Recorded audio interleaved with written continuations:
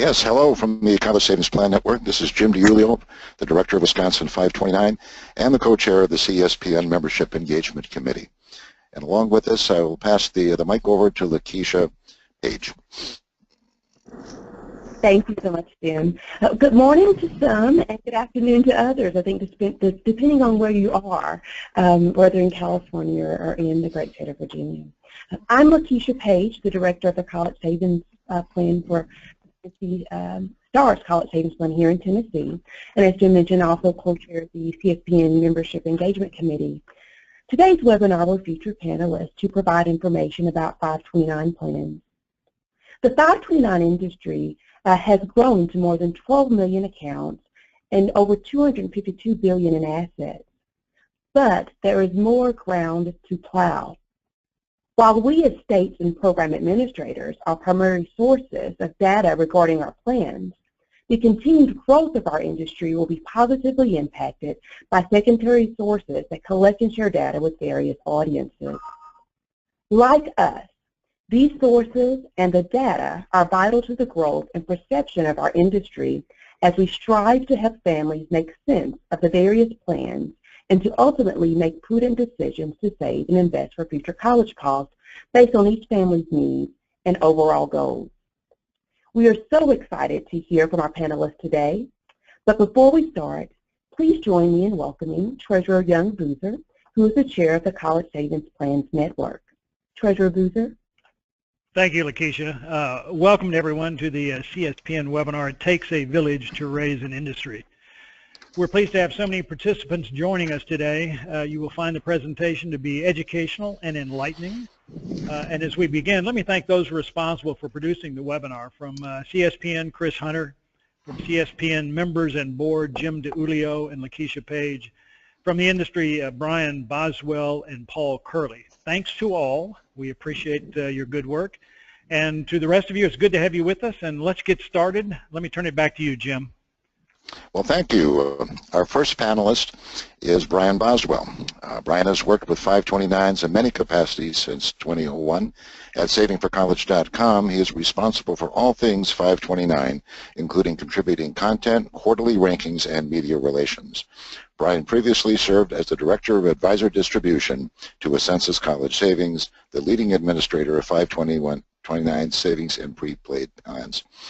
At FRC, the Financial Resource Corporation, now known as Strategic Insight, Brian has served as a subject matter expert for educational savings research. He has been quoted in leading publications, including the Wall Street Journal, Reuters, Investors, Business Daily, among others. Brian received 2 Bachelor of Science degrees from Rensselaer Polytechnic Institute, and he's the father of triplets with significant higher education expenses in the future. Welcome, Brian.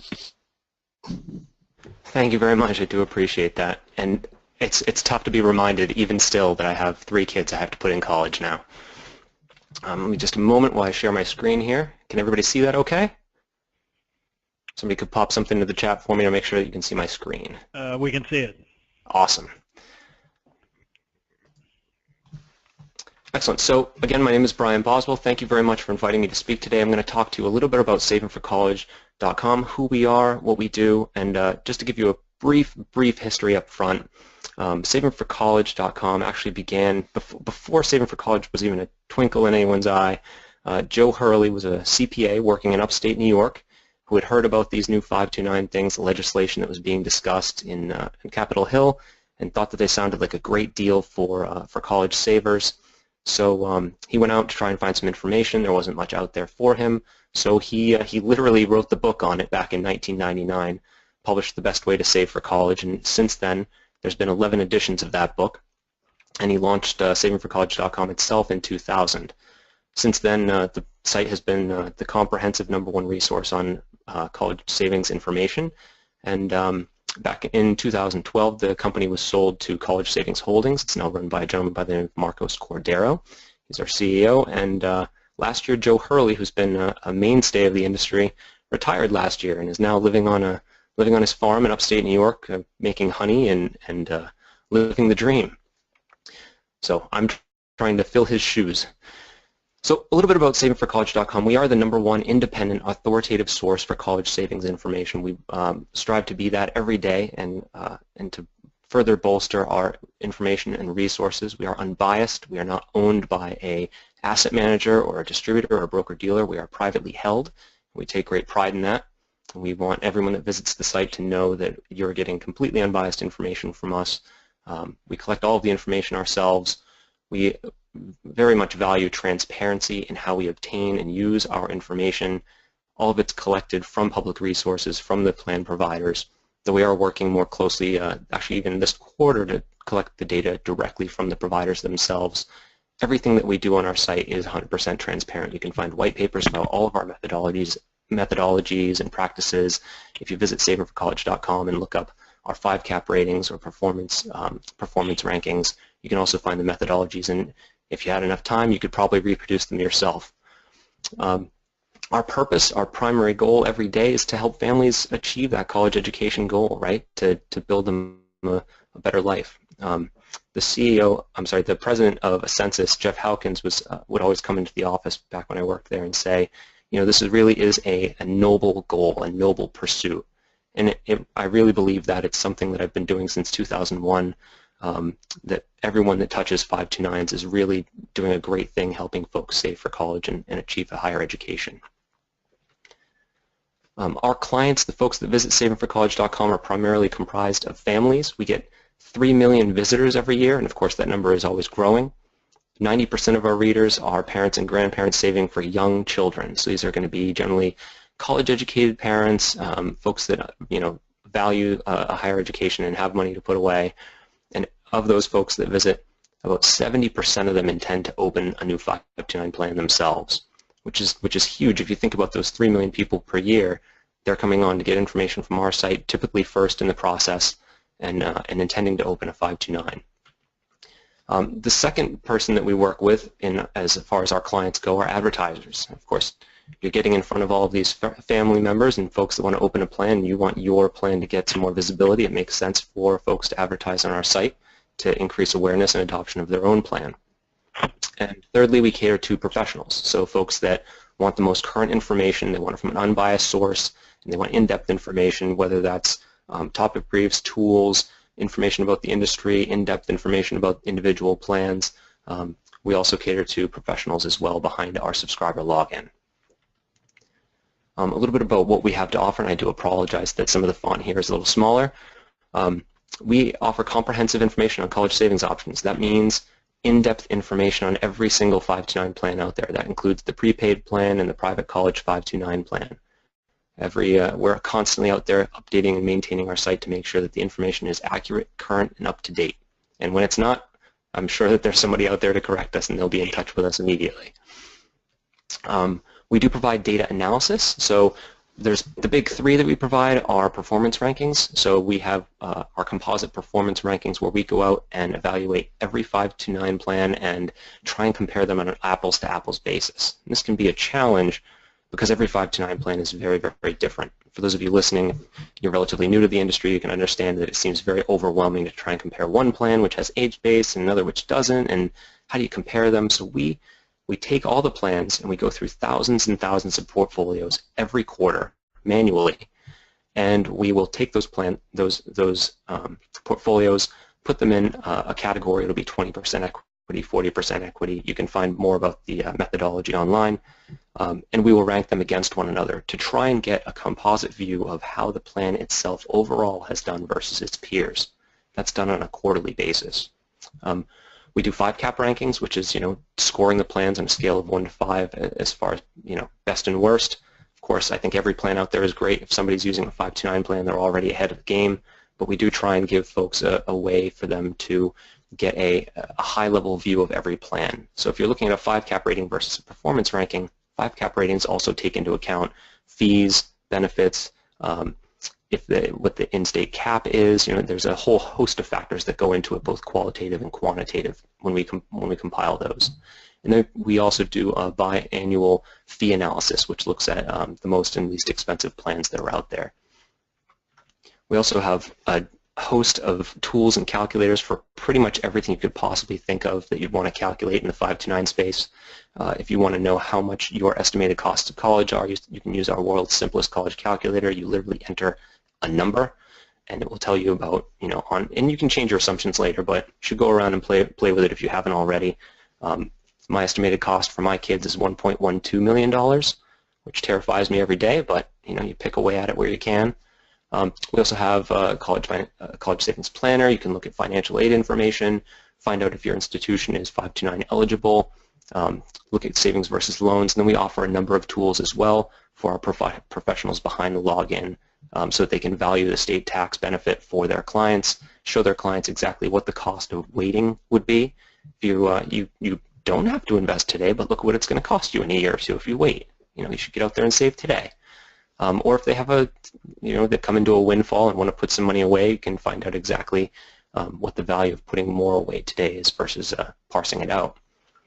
And then, of course, we provide industry updates. We have newsletters, pro content, topic briefs, presentations, video content. We have lots and lots of stuff behind our login as well. So if you haven't gone out there, I definitely encourage you to go out there and visit the site and tool around. You're going to get a lot more out of it than from me giving you a site demo. And it's very hands-on. Most of it is not behind a login. Anything that is, please consider subscribing. A little bit about last week. This is stats that I pulled literally from last week.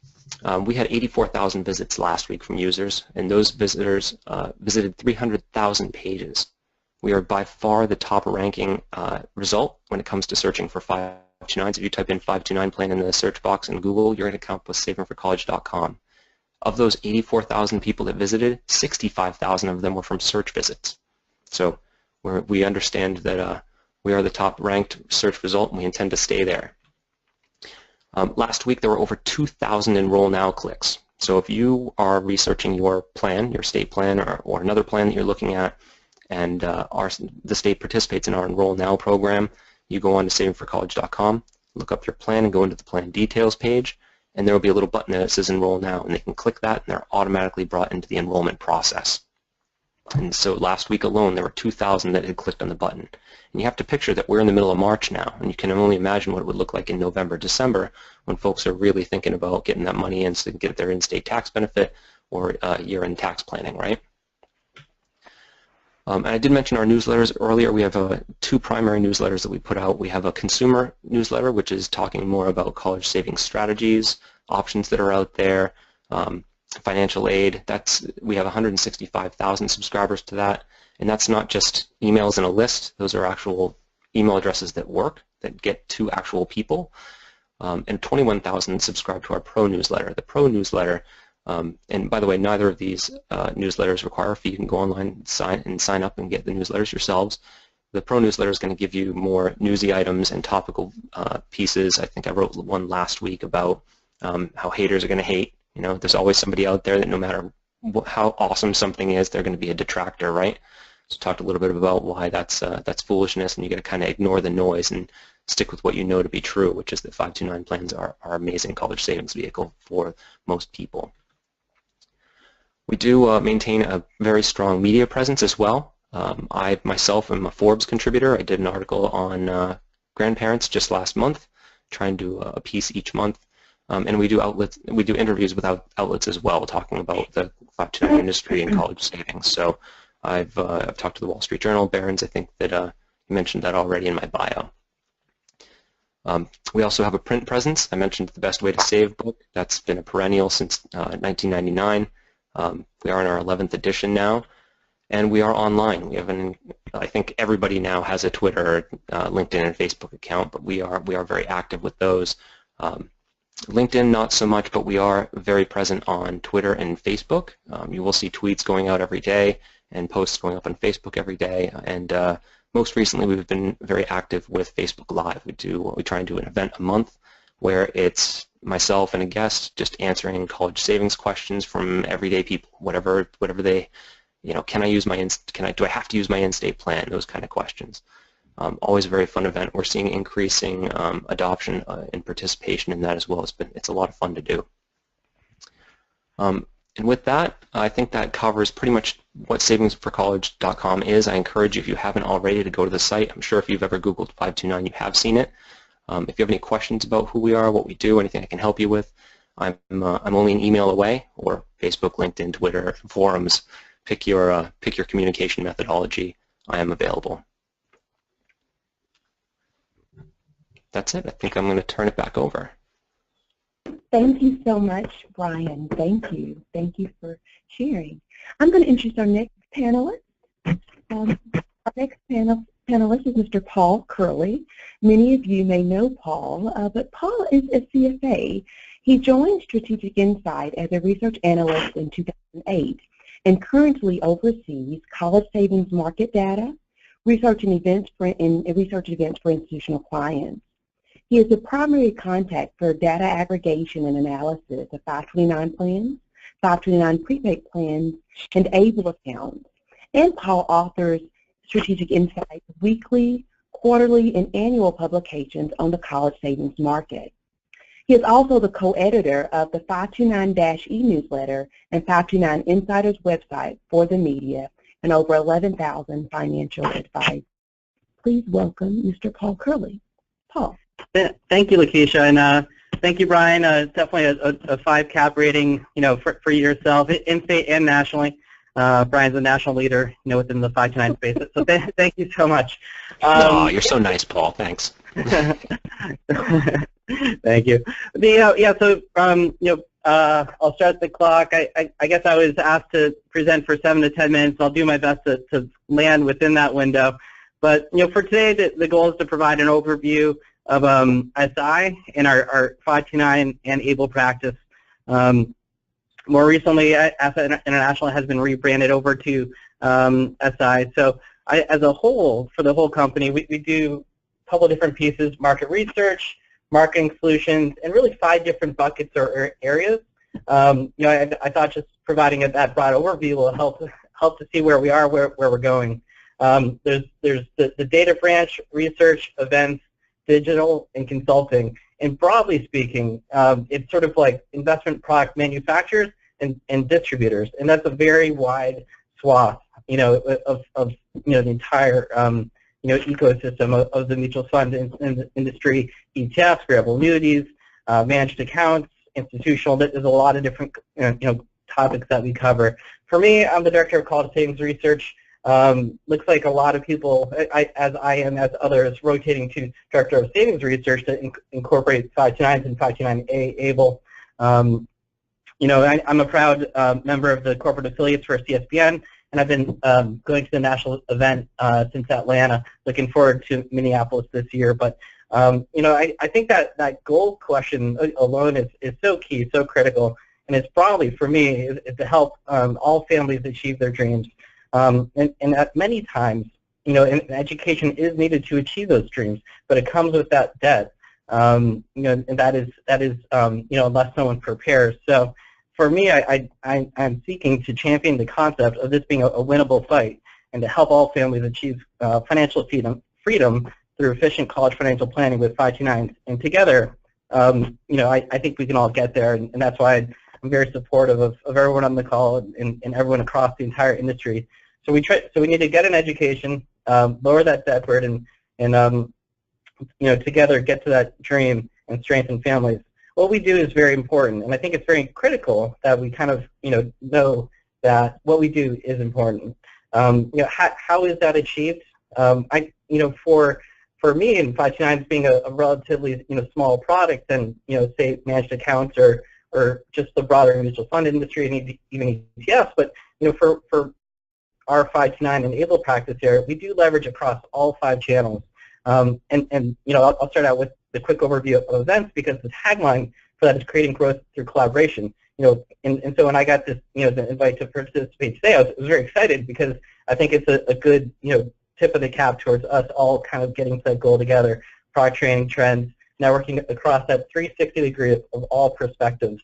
What I found over time is that, in helping to collaborate on the event was really, it helped to identify the hurdle of awareness and understanding.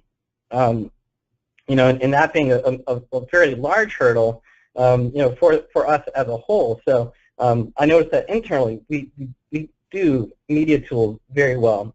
Plan sponsor, plan advisor, just these media juggernauts that are very good at getting the word out. So I was very happy to be able to expand over to that side of the table to really leverage our media tools to help get the word out. 529 Insiders being the website, 529 Dash being the newsletter, and the real thinking was in going after and catering and building up that audience of 11,000 advisors is really that it's a multiplier effect.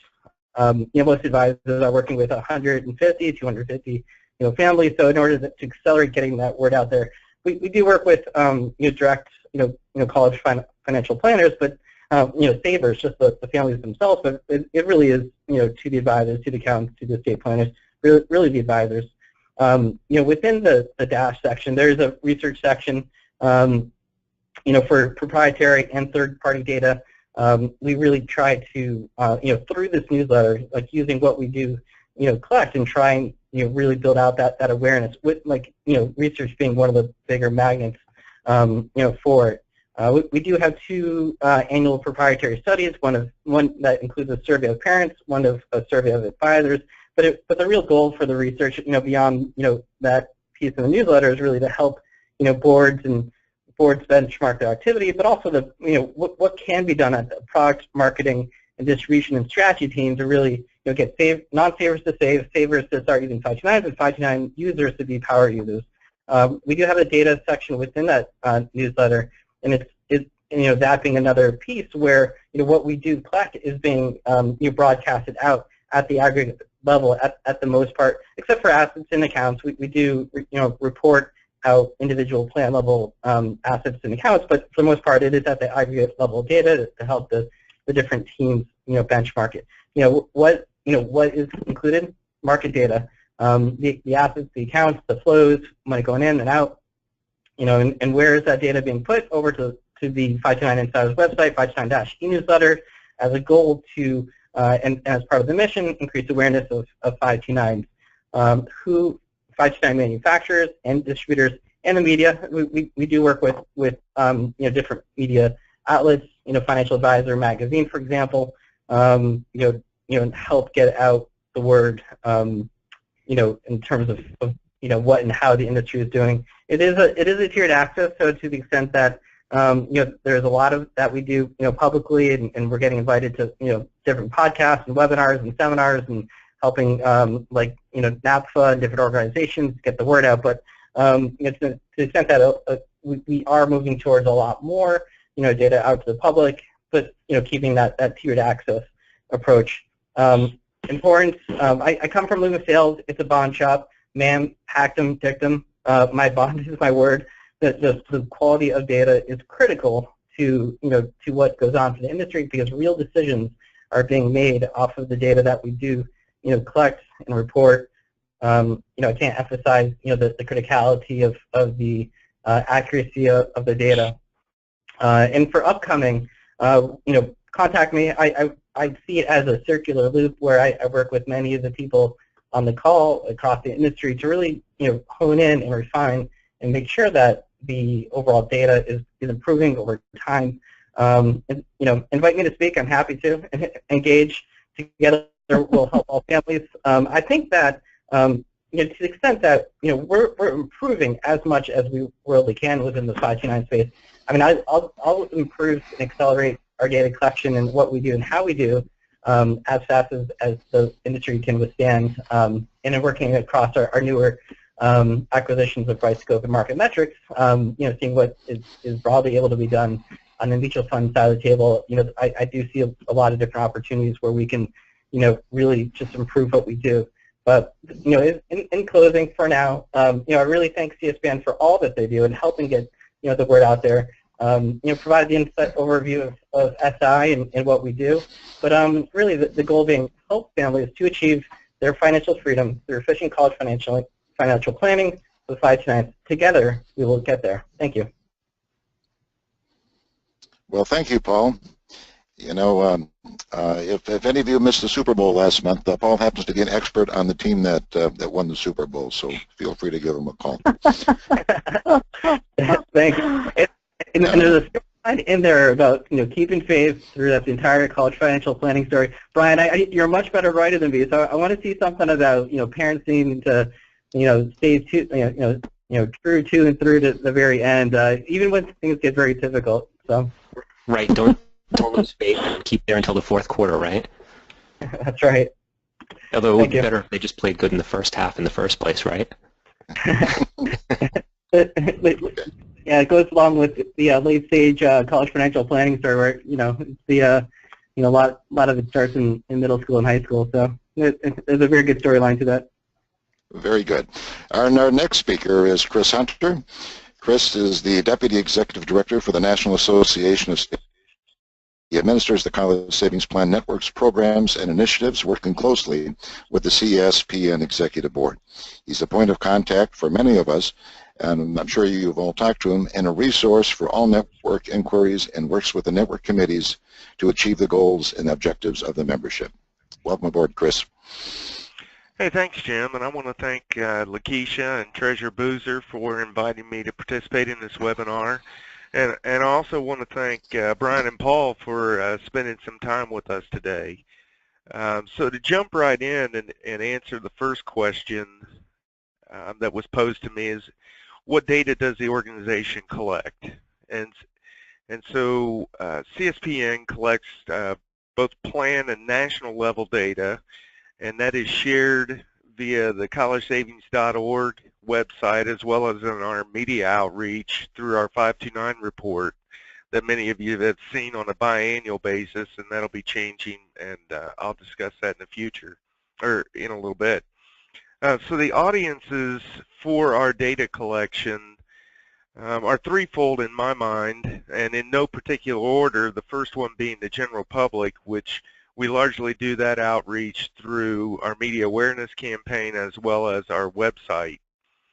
And then number 2 and 3 on that list, you'll see federal and state decision makers, and then the media. And so as I've structured my presentation, I'm going to talk briefly about the general public and the data that we collect that supports our awareness campaign for the general public, and then I'll talk further about federal and state decision makers in the media. But first and foremost, I think we need to look at the network's mission and vision to answer the question, why do we collect data?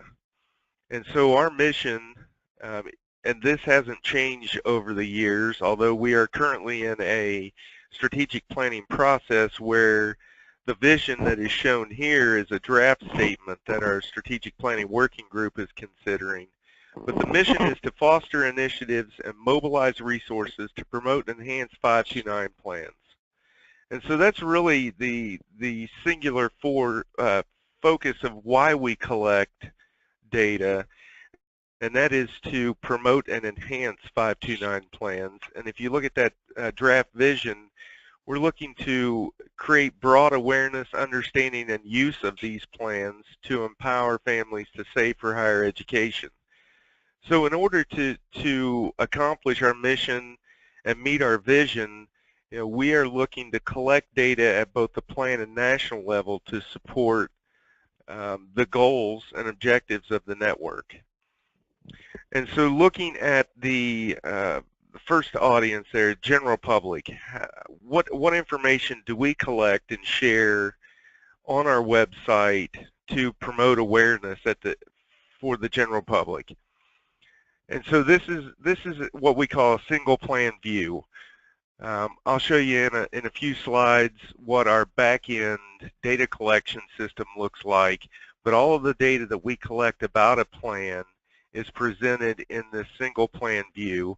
I'm showing you the Kentucky plan, and on that single plan view for Kentucky, you'll find contact information for the organization at the state level that administers the program, as well as who their program manager is, and then the various website as well as phone numbers and addresses that an individual can use to reach out to the plan. It also shows plan benefits, whether that's tax incentives or financial aid or other benefits. And then moving on, we also collect in the single plan view fee and expense data for the plan, as well as approximate cost of investments. and then performance data on a quarterly basis. So that kind of details very briefly the type of information we're showing about each individual plan on the website. And then through the website, we have a comparison tool that allows site users to compare plans based on the various features that we just talked about in the single plan view, or they can do a plan comparison by state. And so at this point, I want to turn to the system that we use to collect the data. And we have built our back-end database on the virtual office platform. And so when you have a username and password to access the member-only section, you'll go into the virtual office and you'll be presented with what looks like a desktop. If you see there in the upper left the 529 plan data icon, when you select that, you're going to be taken to a page that looks like that lower right graphic, and it will give you a table form that allows you to access the plans from your state, or those if your firm is a program manager of multiple state plans, you'll have a drop-down list of those plans that you have access to edit and maintain the data for those individual plans. From that point, you can enter information just like it was shown in the single plan view. You'll be able to enter general information, contact information, all of the fee and expense, approximate cost of investment, as well as the performance information that is shared. So if you have any questions, I know there's a number of new or individuals who don't have a profile on our website that may be on the webinar. If you have any questions about that system, you can obviously reach out to me. If you need to get an account set up, I am the point of contact, and I can work through that process with you. And at this point in time, I would like to turn to how the network uses the data to support the enhancement of the plans at the federal and state level, as well as how the media outreach that we conduct. So our media outreach and awareness campaign, we have partnered with the Rosen Group, a PR firm out of New York City, to help us create broad national awareness of 529 plans and utilization of 529 plans to safer higher education. And so you can see there's some data from the Rosen Group. Last year, CSPN was featured in more than 180 media outlets, ranging from the Washington Post, Money. More recently, we had an op-ed published on the Hill following the introduction of HR 529 in the current Congress. So they've been very successful in getting CSPN placed in media outlets across the nation. Again, primarily focusing on a national level outreach campaign. We know the states do a very good job with their private sector partners in promoting their programs at the state level. So we target and utilize our resources to focus at the national level. Some of the data that we use in those campaigns, on the next slide you'll see a lot of news outlets, as well as decision makers at the federal and state level, are very interested in comparing one plan to another across the country. So we collect data and present it at the plan level. This is the only data we present in our awareness campaign at the plan level, is assets under management and total number of accounts. All other data that we collect on a quarterly basis is then rolled up and presented in our campaign at the national level. Moving forward, we use that and share it both on our website as well as through the production of our 529 reports on a biannual basis. We have a year-end 2016 report that'll be coming out in in a couple weeks. And so we're in the process of finalizing the report and the various collateral materials that go with that. As you see on the left of this screen, we do an infographic, we do press releases, and then the Rosen Group will do media outreach with selected outlets with the intent of getting Treasurer Boozer and other executive board members interviews to promote not only CSPN, but the use of 529 plans to safer higher education. And so with that, I've kind of flown through my slides fairly quickly, but I do want to take a minute to talk about the fact that CSPN is collecting data from its members to support its members' goals and objectives.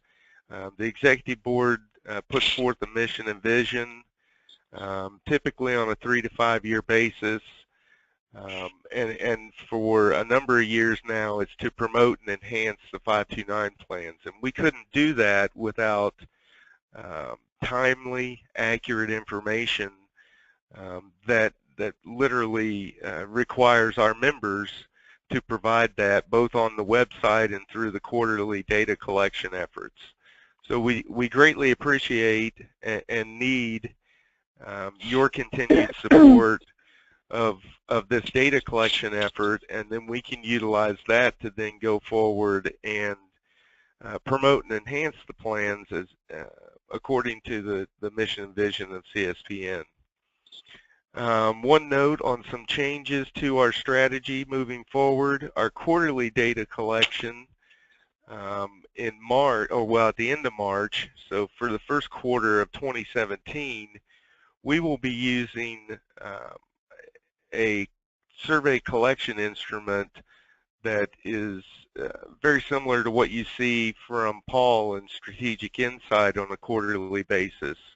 So in an effort to try and streamline the data that states and plans are providing to the industry, we're going to shift our focus on collecting data that is very similar to what you're currently providing to Paul, with an effort to try to become more efficient in the collection and distribution of that. I don't have slides to show you that data collection system. It will be very similar to the investment performance upload that is currently in the back end of the CSPN website, and we are in beta test mode with that right now. As we finalize that setup, I will develop some, I guess, a user manual, for lack of a better word, and get that out to the CSPN membership, and then I'll be able to then respond to any questions that anyone has. And with that, I will turn it over to Jim and Lakeisha, and look forward to answering any questions anybody has. Chris, thank you so much. Thank you. And now, last but definitely not least, I'd like to introduce Ms. Andrea Fierstein. Andrea is the Managing Director with AKS Consulting Group, which she formed in March of 2002. Over the last 15 years, Mrs. Fierstein has advised 36 public administrators on a wide range of 529 and ABLE matters. A former bond lawyer, muni investment banker, and head of the 529 business for Citigroup, Mrs. Fierstein has over 32 years of experience across the municipal finance industry. Please welcome Ms. Andrea Fierstein. Thank you very much, Lakeisha. You'd think with that many years in the business I would know what I was talking about, right? First of all, I want to thank CSPN, thank Lakeisha and Jim and Treasurer Boozer for inviting me to be part of this panel. I won't take it personally that when Treasurer Boozer thanked everybody, or talked about the people who are presenting today, I wasn't in that group, because I think that I come at this from a different perspective. I want to say that we're so happy to be part of this presentation because we do collect and we use data very actively in our consulting practice as a licensed municipal advisor. with respect to the role we play, that AKF plays, we do bring a slightly different perspective than the people who've spoken already. And I want to acknowledge the really terrific job that Brian in Saving for College does in terms of providing information for the retail consumer. And Paul and Strategic Insight do a wonderful job, I think, providing information to an institutional client base and to advisors. And Chris certainly and CSPN does a wonderful job in terms of reaching the audience of the general public and federal decision makers. I think where we differ a little bit and maybe bring all three of these entities together is that we really provide strategic advice solely to the issuers of 529 and ABLE securities. So in the course of our work, we provide regular overviews of the industries, and we try very hard to compare a particular client's growth to the industry overall, but also importantly to a peer group. We think in doing this, it helps our clients focus on the strengths of their programs, but also on the areas that they should target for improvement. So we incorporate a whole host of data into our analyses. You can see the laundry list here. It's in the middle of this page. You know, we look at everything from asset and account information to changes in asset classes and changes in investment options and things like maximum contribution amounts. We do this on a regular basis in order to detect trends and to discern where the industry may be headed on program design. Because when you sit with boards and administrators and senior staff of programs, I think every program wants to know that it's in line with the industry, or it may be leading the industry, but we want to know that we're keeping up with the industry at worst. So I think it's important to know that we do look at a variety of sources for our data. As you can imagine, we do rely heavily on CSPN for assets and accounts. I'm happy to say, and those of you who've heard me speak know I always refer to the fact that our whole database, a 16-year database, is built on the data collection that CSPN does that Chris described so carefully. We also look very closely at Saving for College because we think that they have so many details that are available. I also have to say that we seek real fee and asset information from Morningstar. And this is an important point in the analyses we do on asset costs and the true cost of investing in a college savings program for so many of our clients. At the end of the day, however, I want to be really clear that we always go back to the source document, especially when it comes to fee information, information about investment options, and information about account balances or contribution limits. We find that there is just nothing we can trust as much as the offering material, the actual disclosure documents that each and every plan releases. On a side note, I have to say that having document history available on EMMA, the MSRB's electronic filing system, is also extremely helpful to us. We do go back to that to verify past changes. We go back to that to try to understand where and why changes have occurred. So that gives us a very good historical source. The final bullet point on this page, you know, tells you the frequency with which we collect data. We do prefer the asset and account data on a quarterly basis. I am glad to hear that CSPN is moving back to that. I think it's been limiting that we've only had that on a semi-annual basis for the past few years. I really commend Paul and Strategic Insight, you know, for the great work that they do to get that quarterly data out and that information out, to collect it and really to disseminate it, I think, on an incredibly timely basis. Since Paul knows that I can't afford his data package, I'd be lying if I said that I get quarterly data from him. But I do wish I had access to it, and I look forward to CSPN mirroring that data collection because it is important to my clients. It's important to the analyses we provide to our clients. With respect to the other data, you know, I've shown you here that we do look at fees and contribution amounts pretty much on a monthly basis. We don't really tend to report that, but for an annual basis, investment options information and changes in investment options we do report on an annual basis. I think the key thing is that we try very hard in our little shop here in New York City to really stay on top of the changes as they occur, but we really tend to summarize those annually. You know, we were asked, what's the impetus for your data collection? Well, the impetus for our collection really comes down to just better serving our strategic clients. And I want to reiterate again, our clients and our audience really are the public sector administrators. We do what we do in order to provide more meaningful and more useful advice to the very people that are putting these programs together and offering them to the public. And we're hopeful that the program managers see themselves as a beneficiary of that as well. I mean, it really just comes down to the fact that we're asked to provide municipal or strategic advice on a program. You know, we're asked for some advice about where it should be going in the future, where it stands now, structure, term of timing. We couldn't do that without a complete understanding of where the market stands.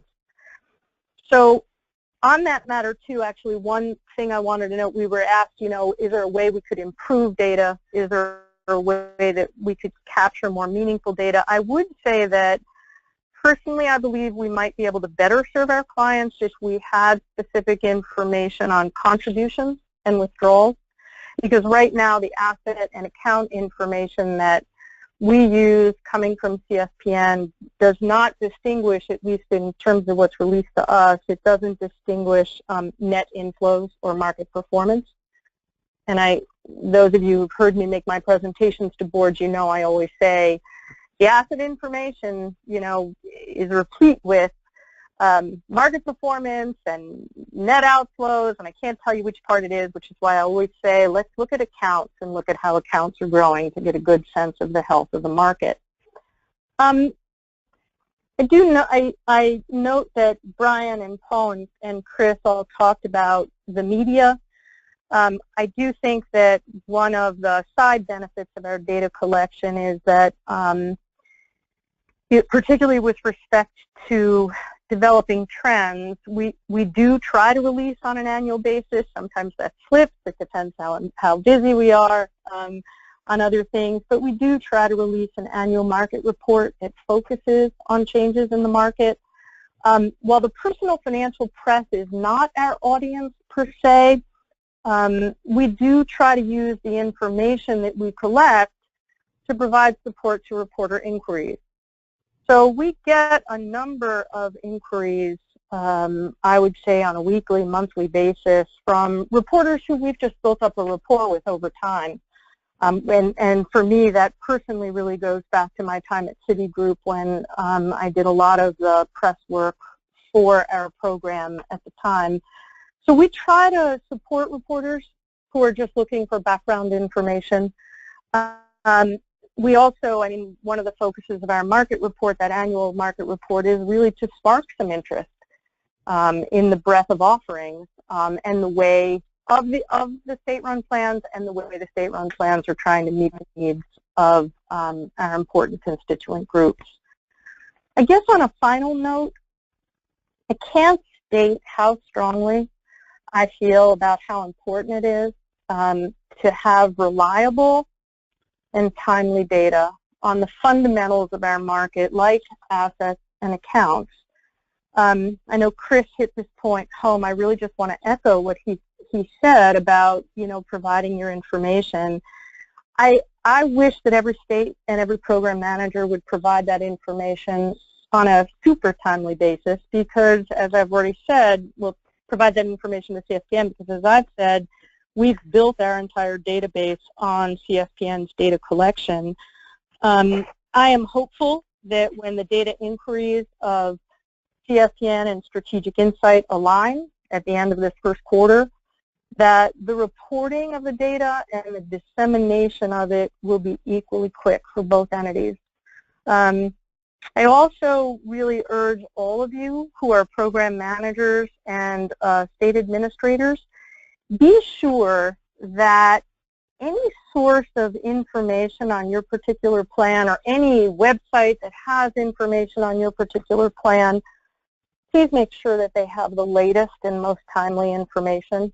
I think it's worth double checking and making sure that it is up to date, you know, and making sure that whatever you're reporting across a variety of websites or across a variety of venues is all consistent. I think the bottom line for me is that I think we're all smarter, and as an industry we stand taller when we all have access to timely and accurate information. And so that is my commentary from the industry side. I really appreciate the time that CSPN has given me to share our perspective with you, and I'd be delighted to answer any questions in our remaining time together. Before we move away from Andrea, this is Young Boozer, is that I failed to mention her earlier in the conversation. That is my oversight, and Andrea, I apologize. You do great work, okay. and you do great work, and we appreciate your participating on this webinar. Thank you. Thrilled to do it, Treasurer Boozer. Thank you. Well, very good. Jeremy, can we go to the next slide, please? We've been talking about numbers here for an hour, but just for your art students, this is from Minneapolis. The sculpture is called Spoon Bridge and Cherry, and it's by Klaus Oldenburg, and it's actually on the lawn at the Minneapolis Arts Center in Loring Park, just a short ways from downtown. So we do have a couple of questions, but Jeremy, can we go ahead one more slide, and then we'll come back for the questions. We talked earlier that we do have the conference coming up here in May in Minneapolis. I did really see on the our guest list here, we've got treasurers and deputies, chiefs of staff, commissioners. And for those of you that don't work with 529 all the time, this is really a good opportunity to learn over the space of a couple of days. We have on Wednesday and Thursday over a dozen sessions that we can do, and then Friday morning we're going to be talking about ABLE. But brand new this year on Tuesday afternoon on the 9th, after lunch, we've got the afternoon set up for those that are brand new to 529. We have a tax attorney and a couple of state administrators that will kind of give you a quick introduction, so at least you're comfortable and get your feet on the ground. It'll be a good, worthwhile thing for you and your staff. But I do remind everybody that the deadline at the Marriott City Center is April 17th, so make your plans accordingly. And then also, the CSPN committees are for you. We do an awful lot of work, whether it's in communications, national media, customer service, regulations, legislation, even planning and producing webinars just like this. So the question comes up, can you change the world? Well, for 529, yes, we do. So it's value. You're welcome. You can sample and find your niche, whether you're a state agency or with a corporate affiliate. So we want to back up, Jeremy. We'll take some questions. I do have one here for Brian, and the question is, when ranking plans on fees, why does savingforcollege.com include in their methodology only those portfolio options with securities and excludes insurance products, especially when the end result is the same for the investor, which is a guaranteed return and zero fees? Yeah, not a problem. And I love this question. It's not the first time I've gotten it either, and I actually had to go back myself to Joe to get some insight into the original thinking behind this methodology. And you may not like my answer. I'm going to be right up front. For a lot of our methodologies, you know, for those firms that aren't painted a good light because of them, it's, you know, there's the inevitable protesting, and I would probably protest too if I wasn't included in a methodology I thought I belonged in. But the logic here is that, like, let's look at a zero-cost bank CD, right? Is it really zero cost? No. The bank lowers the amount that it pays out and makes it up in the difference, right? Similarly, insurance-based products, saying that they're zero cost, it's kind of like saying that prepaid plans are zero cost and saying, well, every plan, the lowest cost plans are all prepaid plans, right? Because there's no fees associated with them. You're comparing apples and oranges. It's definitely debatable. I'm not going to say that there is an easy answer, or that one way or the other is right. But from a consistency standpoint, in the way that we do our reporting, that's the side we've come down on for now. Very good. Thank you, Brian. We have another question. Can somebody report the number of eligible families that would be in the state? This would allow anyone to calculate the percentage of eligible families who participate statewide, which would be a crucial figure. And I can answer that one. There's a wealth of information available from the United States Census, and you can actually break it down by zip code or by county or by state. But at this point, I don't think anybody does that nationally, but that may help you out. Do we have any other questions coming in? Hey, Jim, can I just add one thing to that, on that answer? Yes. So I think that you can use, when you go to that census data, I think you could probably look at the households with kids who are under the age of 18. That's what we often use as a proxy for that. It's not precise. There are a lot of, obviously, ways you could challenge it, but that's one of our starting points when we look at penetration of a program within a state. And you can use it on the other end too, because they also track households without children, and if you're looking for gifting or grandparents and that sort of thing too. Mm-hmm. Well, it appears we're at the top of the hour, and I'd like to get everybody to get back to their morning or their afternoon, but we certainly appreciate the time that you all spent with us today, and on behalf of the College Savings Plan Network, thank you for participating today. Just a reminder that this will be recorded, and if you missed it or you missed some of the points here, you can come back and listen to us again. So good afternoon, everybody, and thank you for joining us. Thank you.